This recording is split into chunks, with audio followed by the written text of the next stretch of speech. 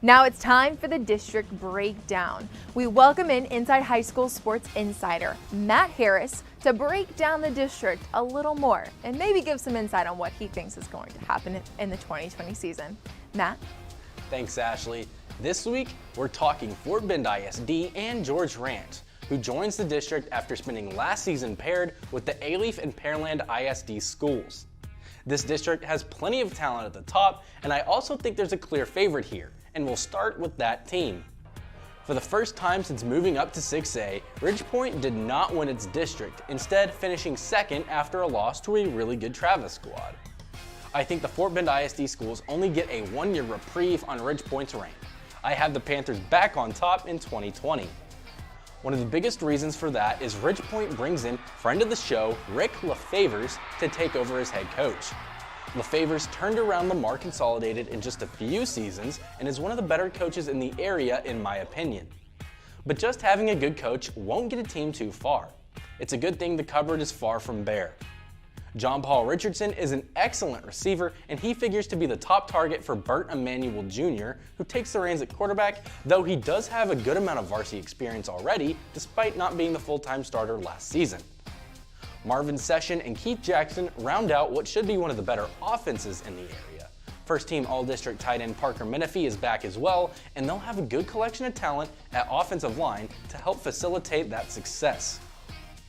DK Kalu impressed as a freshman at his spot on the defensive line last season and returns to help lead a unit that is usually the Panthers' calling card in a hard-nosed defense.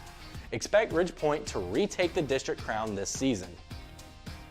Next up on my preview list is Travis, the team that unseated Ridgepoint for the district title in 2019. Eric Rodriguez was phenomenal at quarterback, and Parker Washington, now at Penn State, helped him look even better.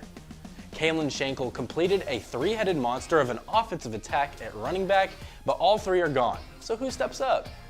Running back Andre Smith saw some meaningful time last season behind Schenkel, so he'll help a lot considering the Tigers' offensive line should be strong. Beyond that, I'm not too sure who steps up, but I'm excited to find out.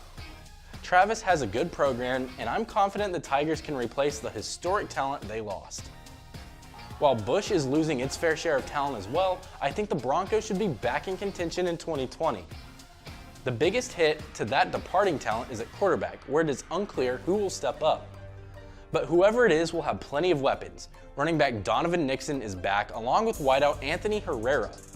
The defense should be strong as well, with the return of Charlton Bibb and Brandon Chambers, both of whom made an all-district team at linebacker, in addition to Henry Tatum in the secondary.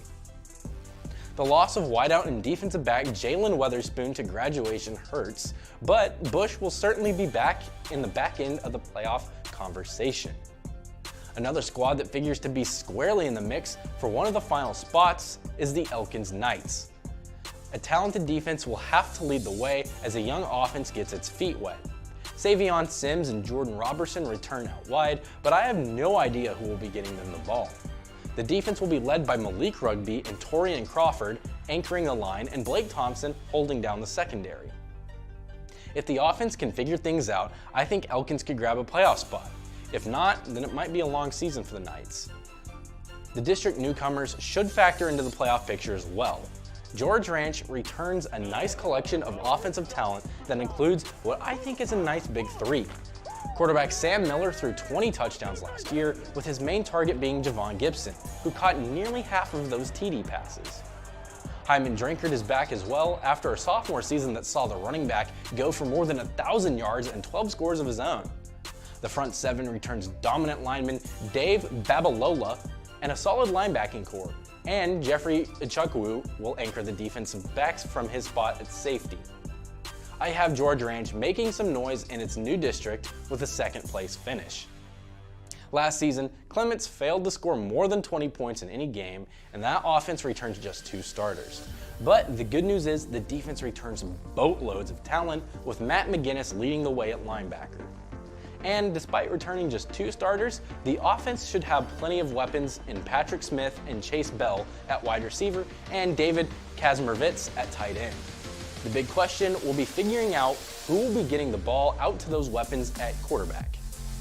The Rangers' success this season really depends on the answer to that question.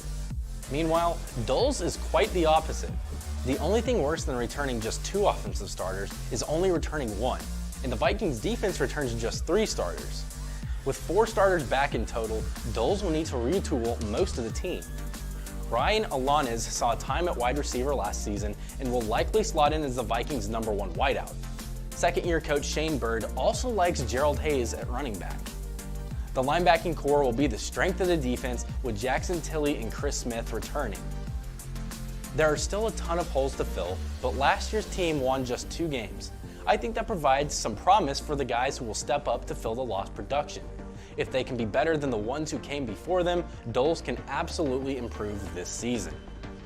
Our final team to discuss is the Austin Bulldogs, who just missed out on the playoffs last season. Quarterback Braden Aboud got his feet wet as a sophomore last season and will be back to lead the offense. Unfortunately, he won't have his top target, as Troy O'Meara was part of the nation's 8th best recruiting class, and he'll look to make an early impact at UT. Instead, Jamal Franklin and Daniel Aloso will look to fill O'Meara's production at wideout, leaving the Bulldogs in relatively good hands out wide. The defense returns a good amount of production as well, and they'll be led by Chase Myers on the line.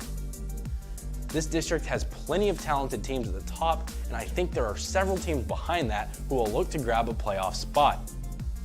I have Ridgepoint, George Ranch, and Travis slotting in at the top, with the final playoff spot going to either Austin, Bush, or Elkins.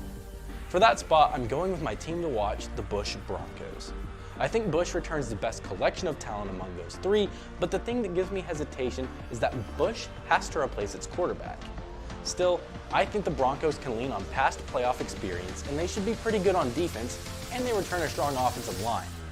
If Bush can figure out the quarterback spot, and if some guys can step up on the outside to make life easier for the new starter, I think the 4th playoff spot is Bush's to lose. Finally, my player to watch for 26A is Ridgepoint quarterback Bert Emanuel Jr. Ridgepoint has all the talent necessary to win this district and to make a deep playoff run, but not many teams make it very far in the playoffs in this state without a good quarterback. Emanuel saw time last season and was the offensive newcomer of the year for the district. Now as the full-time starter, Emanuel will have a good amount of weight on his shoulders. The expectations will be high, but I think he's up for it. If Ridgepoint is to make a deep run this season, watch out for the young gunslinger, Bert Emanuel Jr. That's all I have for my 26A preview, and we'll get to hit on one of the best districts in the entire state next week, and I'm looking forward to it.